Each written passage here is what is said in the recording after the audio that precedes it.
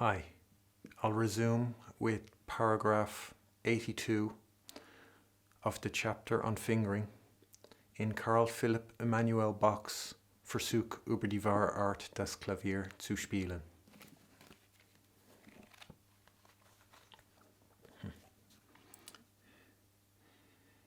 Da man alle Brechungen und springende Gedanken, so viel als es sein kann, auf diese mehrstimmige Anschläge zurückführt, so folgt hieraus, dass sie auch nach unserer vorgeschriebenen Fingersetzung gespielt und zugleich nach den dabei angemerkten Umständen beurteilt werden müssen.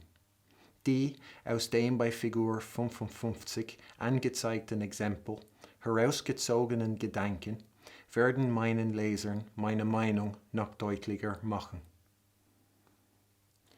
So here's figure 55, and Bach presents the chords, the harmonies, from which then he draws the musical ideas to illustrate his point. And so you can see the chords and then the first musical idea he draws from it. So again, like we've had already in the course of looking at this book, Bach is sharing how he'd see a pattern of arpeggiated chords, how he'd consider them, and he's giving us a clue into how to consider them. With the fingering, I have basically it's the same as AC fingering, what he has there, only with the first chord, that C major chord in the first inversion. With the AC fingering, you'd rather have the thumb on the E, as the thumb is better able to play a white key than the second finger. So Bach is saying you'd play all the ensuing kind of musical ideas with those fingerings that you use for when you're playing the chords individually. And I just have written in blue in the first one that, yeah, I'd use the thumb to begin with, as it's a stronger, it's more secure, more rhythmic beginning to that sequence. And then only use the second finger again, or only use the second finger then when the E repeats again at the end of the first beat. Otherwise the fingering would stay the same.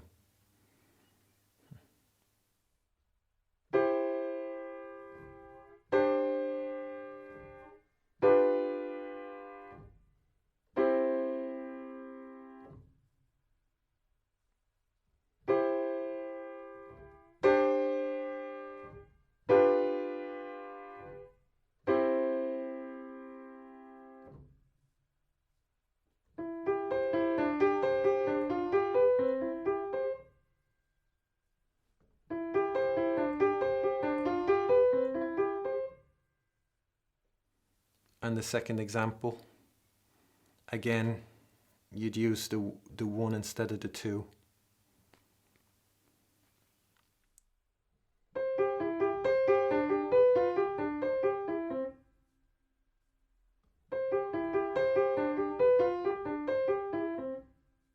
And the third example, the same, the third musical idea, drawn from those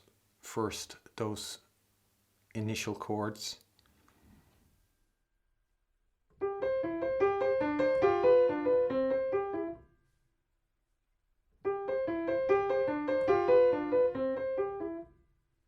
The fourth idea,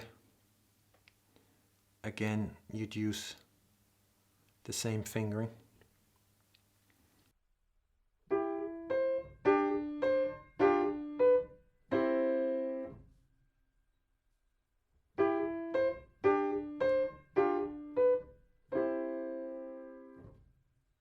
And on the last idea, you can see when it goes to that penultimate chord, that you can see how the pattern changes, that he doesn't go back down with the same notes, he alters it. And if you were to stick to the fingering at the beginning, where you have the thumb on the D, what you'd be doing, what you'd have to do is you'd have to play the thumb on the D in the second last triplet, or in the second last group of 3, and then the thumb immediately again on the C. And you can see with the AC fingering, or how the fingers shift, that the 2 and the 3 shift from being on the F and the G to the F and the D to facilitate that move from the D to the C. So when you have the second finger on the D, you have a finger free to play the C. And it could be with that, what he said in the paragraph about noticing the circumstances that are present, taking note and you know, judging those circumstances that are present. He could be referring to that instant there where there isn't, because of the circumstances, that he included that deliberately, that you'd alter the fingering to facilitate. And so you'd be you employing what he's demonstrated in the previous chapters about having a finger free for the other notes, but he never specifically related to it or referred to it. And this could be another hint at, you know, who he's talking to, that he's not spoon feeding, and he's talking to people who are actively thinking along with him and not just passively kind of, you know, like looking at it at a superficial level. So he doesn't make note of it. It's there to be discovered, but he's not pointing his finger saying, look at that. And he's left the fingering out there. You could think he doesn't want you to alter the fingering there, and that you want to stick strictly to the fingering he provided with the 4 chords at the beginning. But he could have left that unmarked and thought, you know, he'll leave us something to figure out, or the reader something to figure out for themselves based on what they've already, on the information they've already gotten, just as a little kind of a test, or a spot quiz.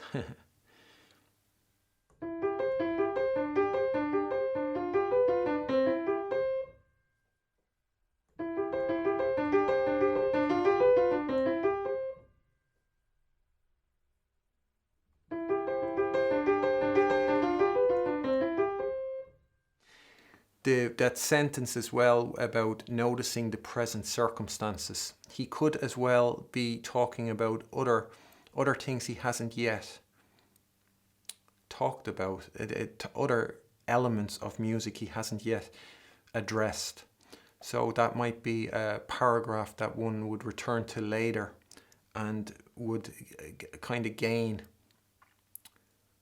like, better realize the significance of what he's saying, and where at the stage we're at in the book, or the reader is at in the book, that it wouldn't be possible to recognize the greater significance of the words. There might not be greater significance to the words that could be related to that you have to adjust the fingering there based on, you know, common sense and what we've already learned from Bach, and he's expecting us to use that common sense and our, you know, the idea of us being the authority and not believing or not waiting for, you know, we become the authority. Der gute Vortrag, sowohl als das vorhergegangene, erfordern bisweilen eine kleine Änderung der Finger bei diesen Brechungen. Besonders findet man zuweilen bei gewissen von oben herunter gebrochenen Akkorden den dritten Finger bequemer als den vierten, ungeachtet dieser letztere natürlicher bei denselben Akkorden, wann sie auf einmal angeschlagen werden, eingesetzt wird. Nummer 1. Wegen des guten Vortrags kann man oft von einem schwächeren Finger den Grad der Deutlichkeit nicht erwarten, welche man von einem stärkeren gar leicht erhält, weil die Deutlichkeit überhaupt durch einen gleichen Druck vornehmlich mit hervorgebracht wird. Aus dieser Ursache haben Linkhändige keinen geringen Vorteil auf unserem Instrumente. Bei dem Nummer 2 Exempel hat man die Tertie wegen des vorhergegangenen F mit dem dritten Finger genommen. So here's the example marked 1. And here Bach moves to AC fingering. And if you look at the example of fingering he provided in those last paragraphs that we looked at for C major, in 4 voices for the left hand, you will see there that he has 5, 4, 2 and 1. And you can see the AC fingering beside it, 5, 3, 2 and 1. And here Bach is saying that the 3 in a broken chord from above, broken and going downwards, that the 3 is better than the 4th finger. So again, I'll say this, he's abandoning distance, that the idea of distance and how the fingers naturally align up with the keys, which determined which was the factor in the decision to use 5, 4, 2 and 1 on that 4-voice chord, that's been abandoned. And Bach recognizes that using the 3rd finger instead of the 4th is better in this case. He still holds on that it's more natural when you play the chord, but he is acknowledging, he's pointing out his inconsistency. And I'm pointing it out to, when I've been calling distance a false god, that this is further evidence of that. And that maybe when I say that distance is a false god, you might begin to think, well, maybe there's something to it. Maybe he's not just talking for the sake of it, that the evidence that I'm presenting is mounting. So that it can't be easily dismissed when I say distance, when I call distance a false god, because the AC fingering again has stayed consistent, and Bach has betrayed that god of distance. Had to kind of admit the inconsistency and adopt the AC fingering.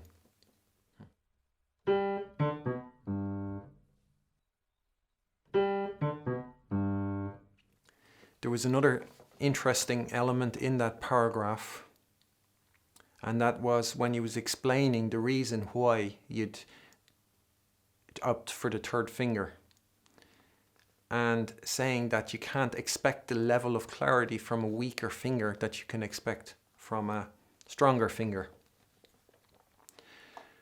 And if you've seen that where I talked about Beethoven's fingering, and the footnote from Henley Verlag saying that Beethoven's fingering was based on the narrower keys at the time, and if you've seen that video I have on the cause of tension, and how the tension will be attributed to the heavier action of the modern day pianos, and that you'll hear the lighter action of the keyboards nowadays will often be a way out when any issues are brought up by experts. They'll say the action was lighter back then, and that will explain. That'll shut you up if you have any questions or if you're wondering. So when Bach talks about a weaker and a stronger finger, why would there exist such a thing when the action is light, when it's so easy to play? Why would the concept of having a stronger and a weaker finger play when, if everything is light and easy, you don't notice? I mean, strength does not come into it. And this light action of the keyboard's instruments at the time will be an answer to so many things, just as the width, the distance, the narrower keys is conveniently answers questions without any sort of a doubt. And if I wasn't saying that Bach is talking about early instruments, one could forget that he is. One could think he's talking about a modern grand piano when he talks about you can't expect the level of clarity from a weaker finger than you can from a stronger finger. He could be talking about piano playing. Somebody in a lesson today could be saying that. Nobody would say, hold on, you're talking like somebody from 200 years ago. No, everybody would nod and think it's relevant. So I think that's interesting. And I would say that it's falsely construed that it's not about strong fingers or weak fingers. And I do not say that there's no such thing as a strong finger and a weak finger. There is, but I think that is deceptive. The fact the third finger works better when on that broken chord, as Bach acknowledges, is not the fact that it's stronger, but the fact that it's doing a job it can do best. And the third finger on the black key will never be as good playing that black key as the fourth finger is, even though the fourth finger is a weaker finger. And so I would say that the level of clarity is indeed better when you use the third finger, just as Bach says, but the reason why is not accurate, that it's deceptive. It's easy to think of the logic that because it's a stronger finger, it's more clear, and it's all about an even druck or an even, weight or attack across the board, that is a huge part of clarity. But the equality in that attack or in the weight is down to when all fingers are doing the jobs they can do best, creates that equal level of quality. And it's not the strength.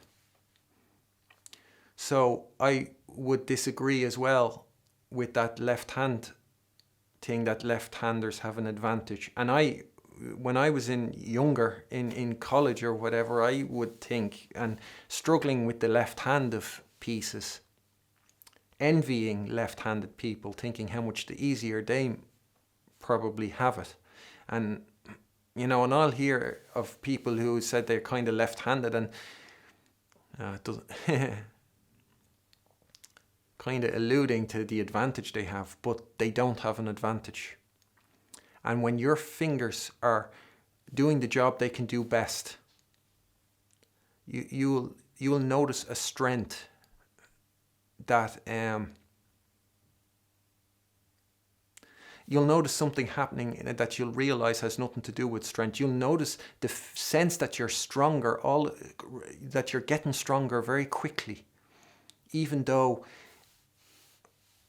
you'd imagine that such strength is only possible after years of building the muscles in your fingers and with exercises and drilling the fingers, working them. And that slowly you build up strength. Whereas when you're doing everything that I say, everything properly, the strength is going to come very rapidly. It's like you can almost see the strength building. In a week, you'll feel so much stronger than you did when you begun, when you're actually trying what I'm saying.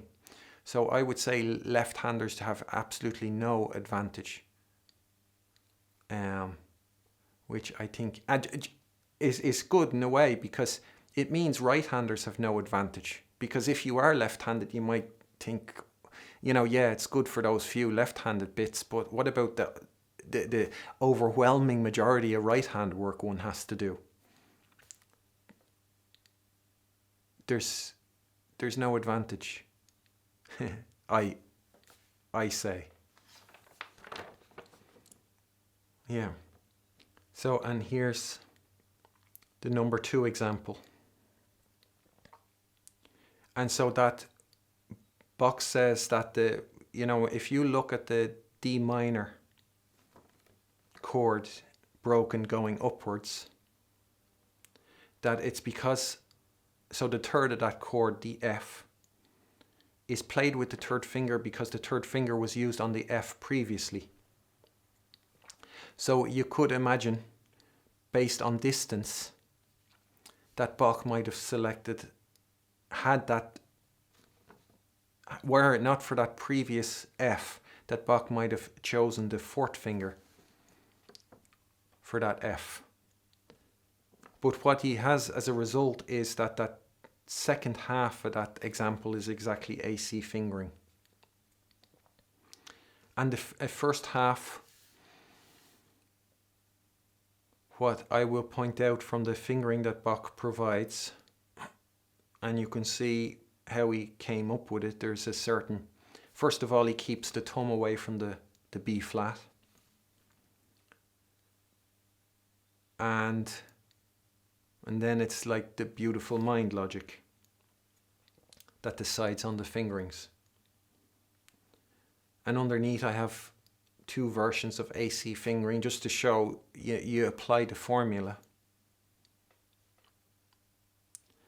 And with Bach's, what you have is immediately you have that second finger switching lanes. It's alternating from playing the B flat, the black key, to playing a white key.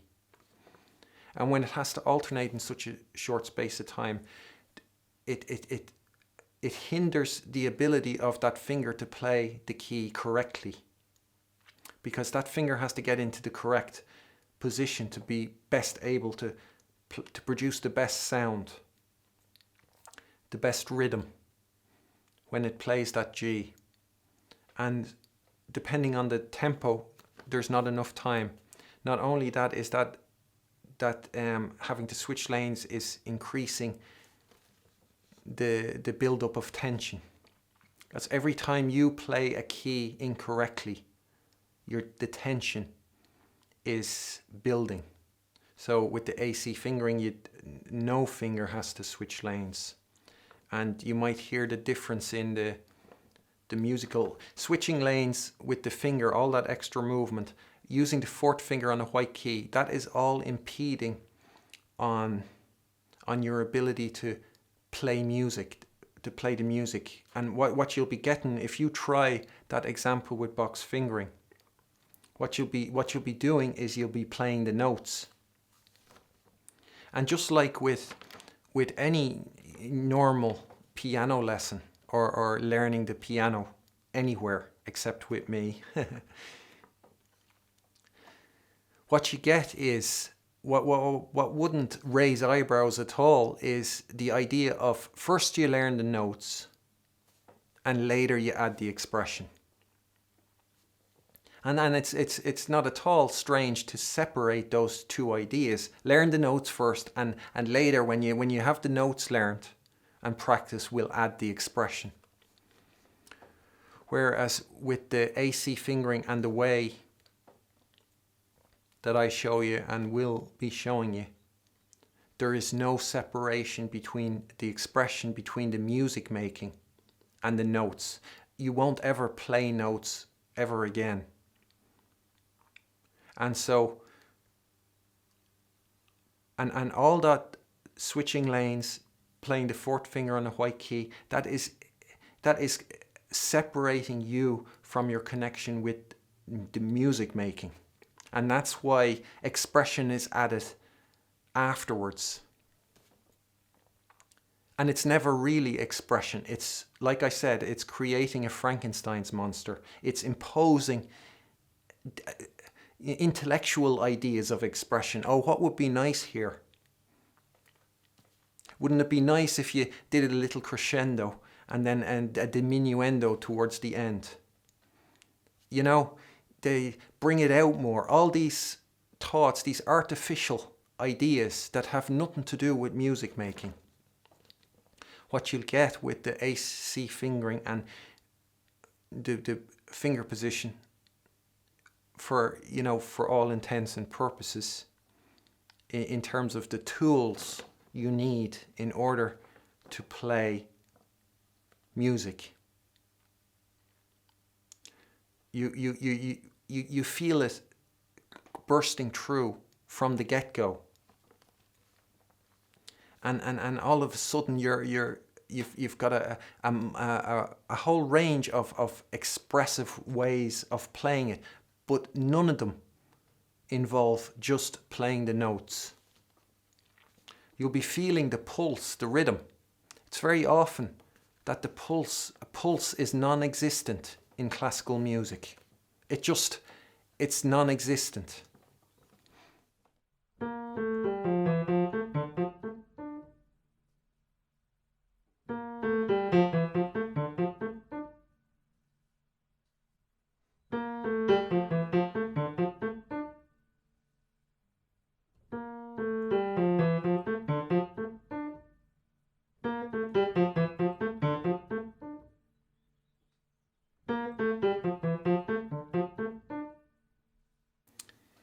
Da wir aus allem bisher Angeführten ersehen haben, dass vor allen anderen Fingern besonders der rechte Gebrauch des Daumens sowohl in den gehenden als springenden, sowohl in den einstimmigen als mehrstimmigen Gedanken von besonderer Erheblichkeit sei, so ist der Schade so viel größer, denn einige, und zwar in unseren jetzigen Tagen, auswärts herausgekommenen Anweisungen zum Klavierspielen außer anderen falschen Sätzen, besonders wegen dieses Punktes anrichten.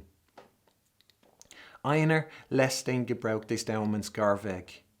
Ein anderer geht desto unfreundlicher mit seinen Schülern Er fordert nicht allein von ihnen, dass sie alle Finger ohne Unterschied und ohne die gehörige Ordnung auf allen Tasten herumklettern lassen. Sie sollen sogar dieses auf einer Taste allein tun können. Der erste zieht Schüler, welche nicht anders als durch Stolpern, Absätze und Verschränkung der Finger fortkommen. Des anderen Scholaren werden ohne Not und Nutzen strapaziert. Besonders muss bei ihnen alle Augenblick die Hand verstellt und verzogen werden, indem sie sogar in den Tonarten mit den meisten Versetzungszeichen ohne die geringste Not den Daumen auf die halben Tönen schleppen. Durch dieses Verdrehen kommen die anderen Finger aus ihrer natürlichen Stellung. Sie können anders nicht als durch Zwang gebraucht werden. Folglich fällt alle Gelassenheit, alle Schlappigkeit der Nerven weg und die Finger werden steif.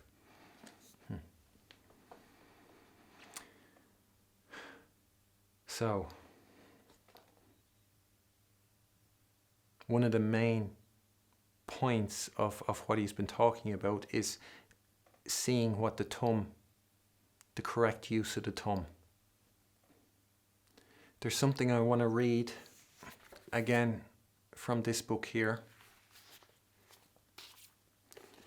And this is as well from page 40, a previous sentence to those sentences I read out in the video where we looked at the previous paragraphs. And this is again Mikuli talking about fingering and Chopin, who was a pupil of Chopin's. And so at the beginning of this extract, she says, Chopin marked fingering on his scores liberally, especially the type peculiar to himself. Here, pianoforte playing owes to him great innovations which, through their expediency, were soon widely adopted, notwithstanding the horror with which some authorities like Kalkbrenner at first regarded them. So, you'll hear experts, professors, people talking on YouTube, giving masterclasses, you'll hear them credit Chopin with his innovations in terms of using the thumb on the black key. And you could maybe, it's possible that they're drawing that piece of expertise that they share with you, that they're basing it on exactly that extract, that account of what Chopin's pupil said. Chopin's pupil is uninformed. She doesn't know about this paragraph we've just read, or that I've just read. She doesn't know that 70 years before Chopin was giving her piano lessons, that there was the idea that the thumb should be used on all keys. She doesn't know that that idea was not an innovation of Chopin, but that it was around. And nor do the experts. If you are in a situation and you hear the experts saying how Chopin, this was Chopin's innovation, you will know in that moment that you know more than they know. And you would be able to say to them, I think you're wrong. And if you look at paragraph 84 of the chapter of fingering, on fingering in the Versuch über die wahre Art des Klavier zu spielen, there's my source. And you'll find people today, you'll hear them, there'll definitely be people who'll say, you should be able to play the one key with all the fingers, and they'll recommend it as an exercise.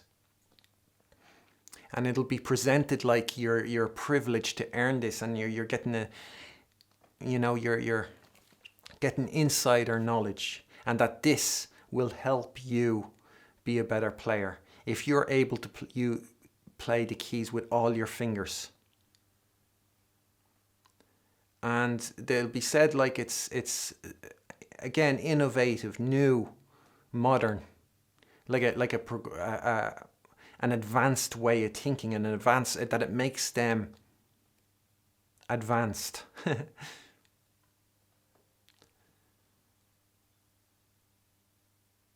You can see here that that's old. It's an old idea. And the way Bach addresses it, it's almost, I get the sense that when he adds an even, and that in today, nowadays, in the year 1770, that he starts saying it incredulously, that he can't believe it. Even in the year 1770, there's people doing this.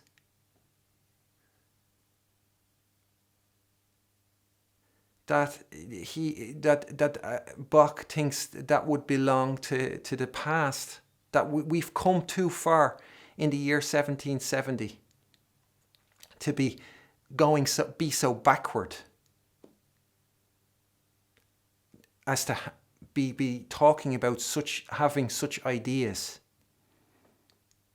And yet here we are in 2020, and the exact same thing is being said as it was in 1770, and the people, the people saying it, they say it like it's something special, like it's something, like you're privileged to hear this tip, to be getting this tip. And the people hearing it will be nodding their head and saying, oh, this is wonderful. And everybody involved is totally oblivious to the fact that we've heard it all before. And if Bach was around today, again, like I said in another video, he'd be asking, am I really in the future? Because this sort of nonsense they were talking about when I was a kid, are you sure we haven't regressed, that we're not moving backwards? Have you checked the calendar? is it really 2020?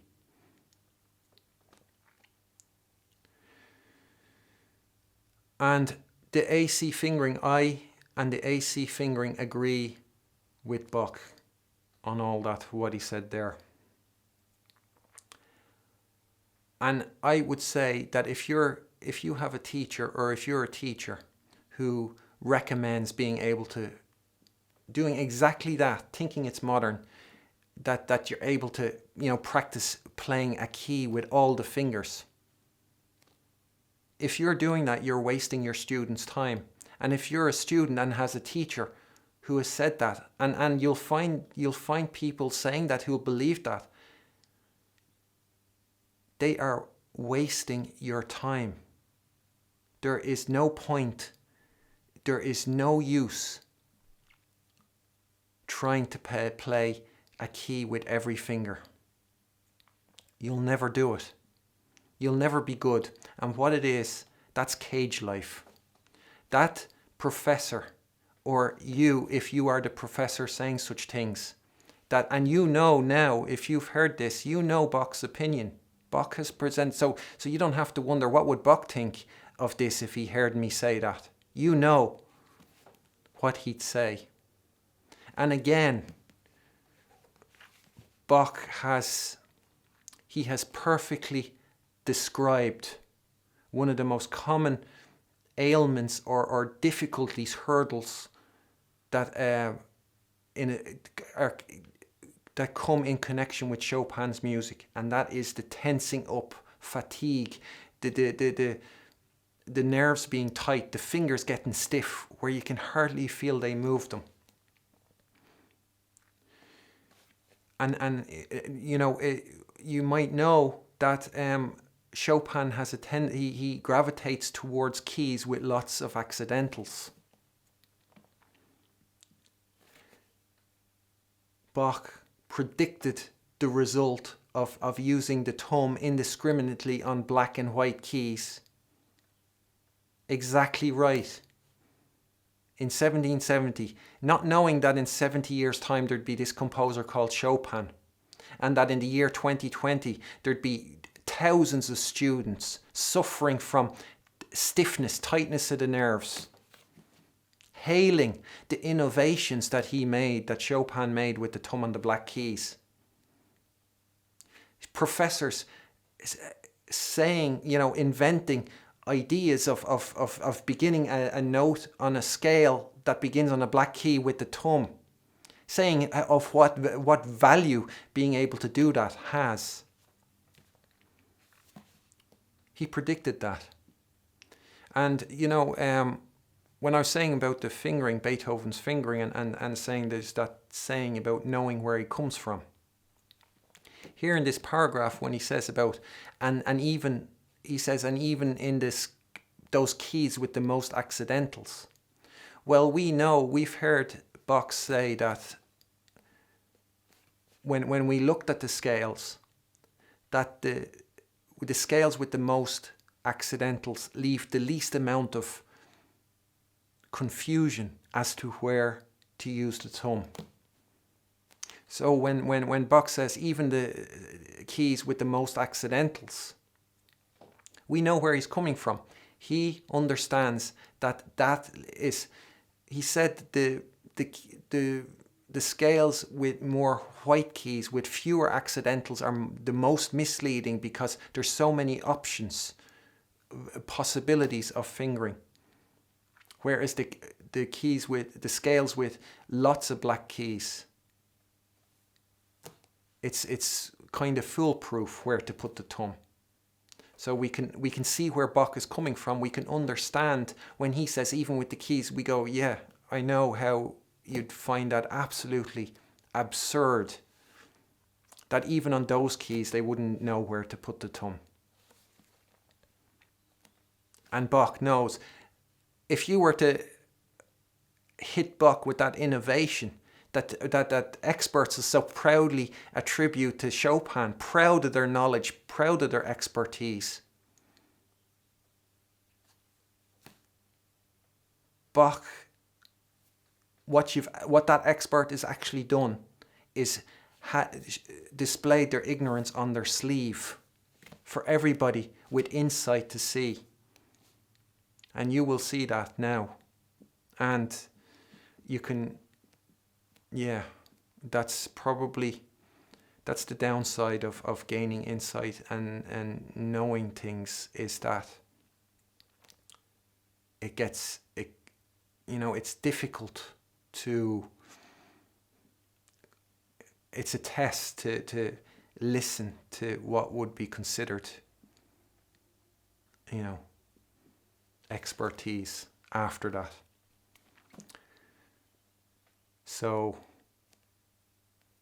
and I think these things, and you'd wonder, how come such ideas are so popular, that they were popular back then when Bach was doing his book. That could be 2020. Bach could be speaking now actually on YouTube instead of me speaking, being his conduit. I mean, that sounds ridiculous, but in a sense, that's what it is. I mean, Bach doesn't want me to, I'm sort of trying to be that here in presenting Bach's words, in speaking his words and translating them and communicating the meaning of those words. But those ideas were as popular back then as they are now. And yet, and back then they probably thought that it was new. Those people bringing out that book, that had the idea that you'd be using the thumb on the black keys as well, they probably thought they were new at the time. Just like that Macaulay thought Chopin was that it was an actual innovation what Chopin was doing. Just no clue of the world. This is the land of Lilliput. It's a small world. It doesn't know. It doesn't realize that the things existed.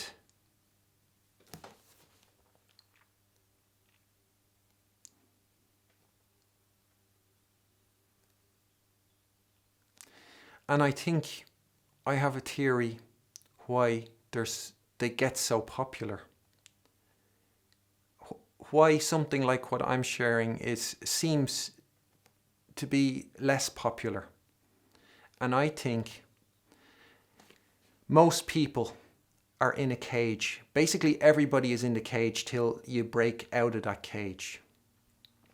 And these things, like the idea of being able to play a finger, all your fingers on the one key, this is, the person who says that is in a cage, is in the cage too. And all these things are not about, like what I'm saying I'm doing, is providing you with the opportunity to escape the cage, to get out of the cage. These are not doing that. What they are doing is telling you, giving you things to do to decorate the cage. And if you're in a cage and you have no conception of escaping out of that cage, well then the idea of decorating that cage is a lot more attractive than the idea of escaping. Just like that person telling you those things, they're as well interested in decorating their cave or their cage. And people as well, they don't realize they're in a cage. I mean, there'll be people who can definitely imagine people taking offense to what I'm saying they are in a cage. People don't realize they're in a cage. There's many things. There's not realizing you're in a cage, not wanting to realize you're in a cage, not thinking there's any hope of escaping the cage, so you just, you don't want to hear about cages or anything like that. And so it makes sense that if you make your cage pretty with this, if the entire world population is in a cage, it's going to sell like hotcakes. Where if you say, I'll break you out of the cage Some won't want to hear it. Others, others won't, they'll think it's too late for them to escape the cage. And others will be scared of leaving the cage. They won't want it. And what would scare them the most is the thought, if everybody left the cage, if everybody broke out, that would mean it's obvious they're in the cage. And they either have to stay in the cage and actually be somebody who stays in a cage, or they'd have to leave, but they're scared to death of leaving that cage.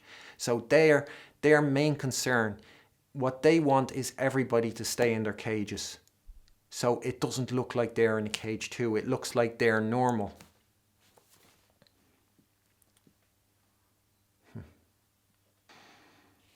So I think that paragraph is interesting.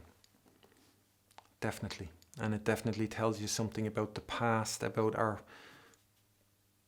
conception of the past,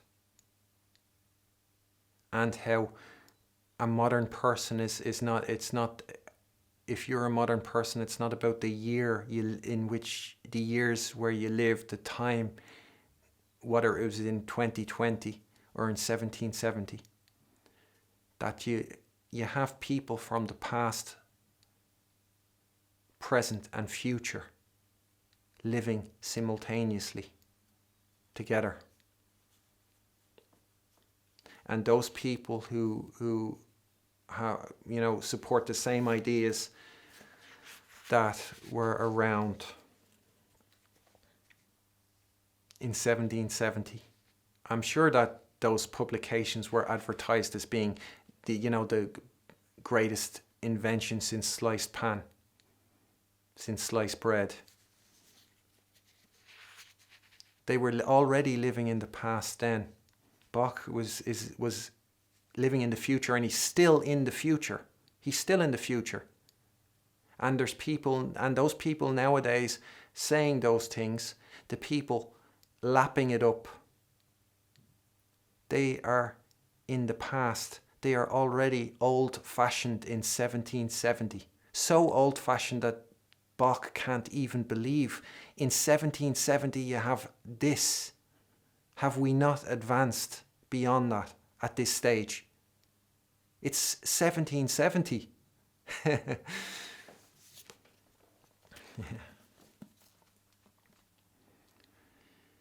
Je verführerischer die Fingersetzung bei den einstimmigen und gehenden Gedanken vor den mehrstimmigen und springenden ist, wie wir aus den Skalen gesehen haben, desto weniger gefährlich ist sie bei denen Bindungen. Indem die gebundenen Noten aufs strengste nach der Vorschrift gehalten werden müssen, so pflegt daher selten mehr als eine Art, solche herauszubringen, möglich zu sein. Man muss also hierbei mehr Freiheiten erlauben als sonsten. Das Fortsetzen eines Fingers ohne Abwechslung, des Steigens des Daumens auf einen halben Ton und andere Hilfsmittel, wovon wir hernach handeln werden, kann man ohne Bedenken brauchen. Da man also nicht leicht bei diesen Bindungen irren kann, so mögen die wenigen Exempel bei Figur 56 hinlänglich sein. So here's the examples for 56. Here's the first example. And the fingerings above the notes belong to the right hand, and those fingerings below the notes are for when you play it with the left hand. So in the first example, for the right hand, that could be used with AC fingering, or you might use the thumb or the third finger on that C with which Bach uses the second finger. And then again on the B, you'd use on the B at the end of the example, you'd use the third finger instead of the second finger with AC fingering.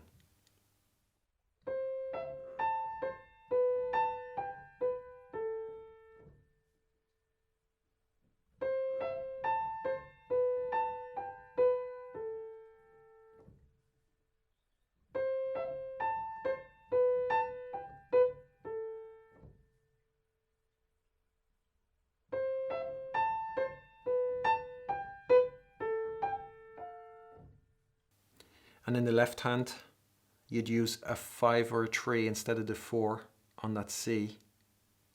And again, a 3 instead of the 4 on the B. Otherwise, it stays the same.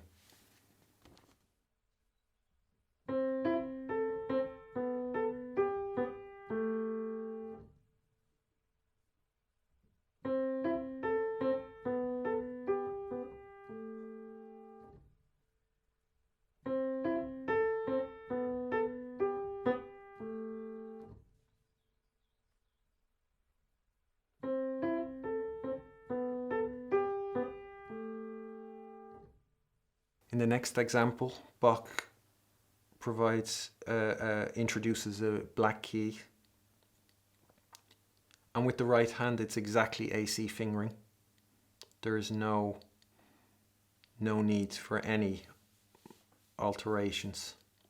He keeps the thumb from the black key on the B flat, and he keeps the little finger from the black key on the F sharp. And then again the thumb from the black key when he goes back to the B flat at the very end.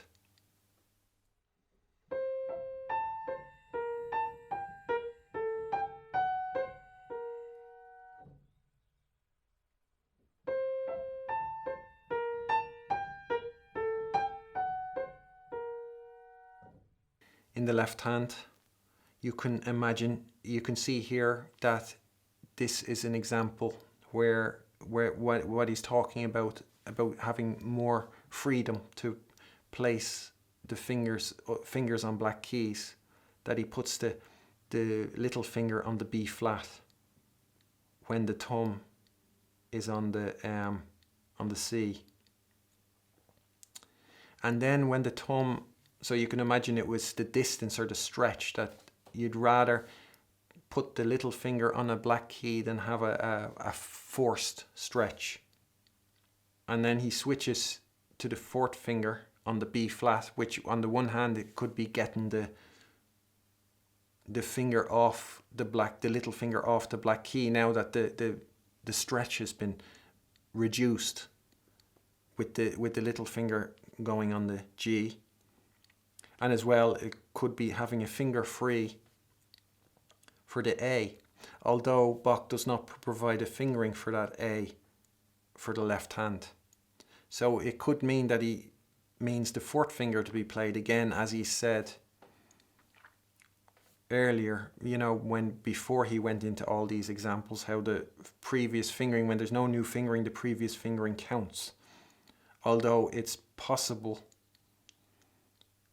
I would say it's rather possible that he simply overlooked the fact that the fingering was missing for that note. So I've written in a 5 with AC fingering. That's what you'd play it, and it's very possible that Bach would play it with the little finger as well. He keeps the thumb away from the black key, and then when that B flat, again with the AC fingering at the very end, you'd use the fourth finger instead of the fifth.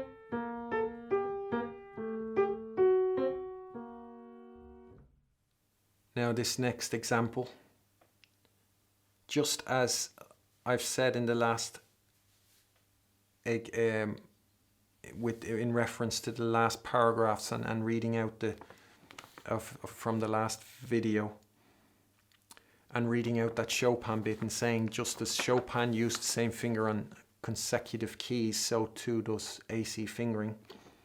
And again here, the way Bach says how you do that when there's a tied note or a held note, which has to be held to its full length, that you do then use the same finger consecutively, that you play the keys without alternating the fingers.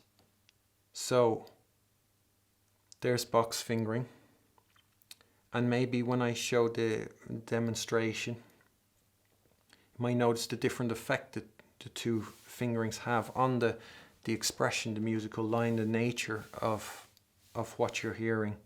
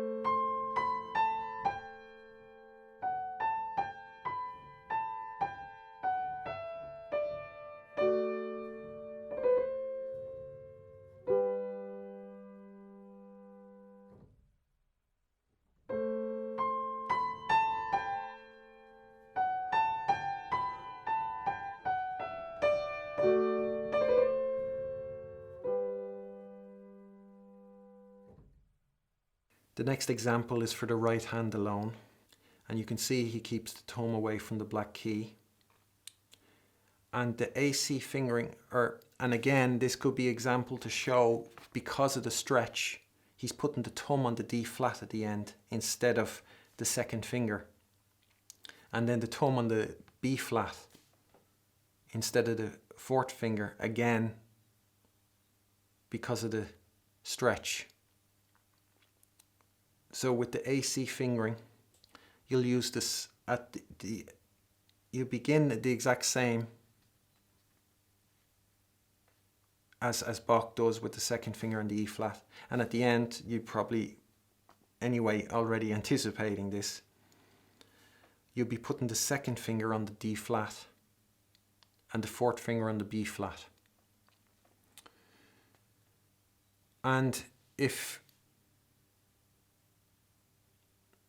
you don't know that the fingers, Bach has said that the fingers should be curved when you're playing. He doesn't make the distinction of having the fingers flat for black keys and curved for white keys. And I would say, thinking that the fingers should be curved when you're playing all the keys is another false god. And if you think about it, and I'll just demonstrate, when you're keeping your finger curved and trying to make these stretches, the stretch is worse when your fingers are curved, when there's one note is a black note. Whereas if you're keeping one finger flat, the scope, the range of your stretch increases, which means what would be a forced stretch for Bach won't be a forced stretch for anybody using the finger position that I've provided and the AC fingering. Because those flattened fingers, if you think of the second finger and the fourth finger on black keys, when those fingers are curved, you have less of a reach than when they're straightened out. So that element changes how you judge the distances, and that false god is stopping Bach from discovery. Bach's idea that the thumb and the little finger stay away from the black keys, that's a true god. That's the one true god. The false god is of the fingers being curved for every key. That is pulling him away from the true god. So he can't satisfy the true god.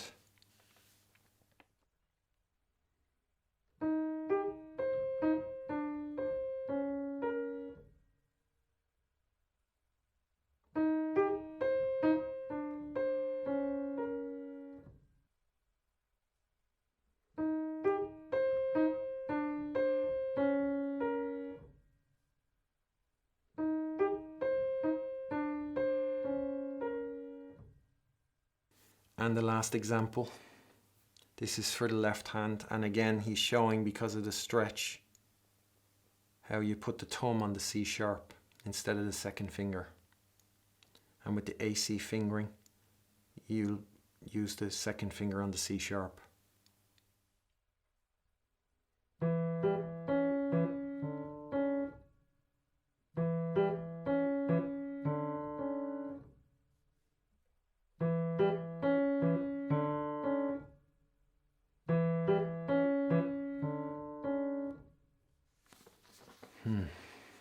So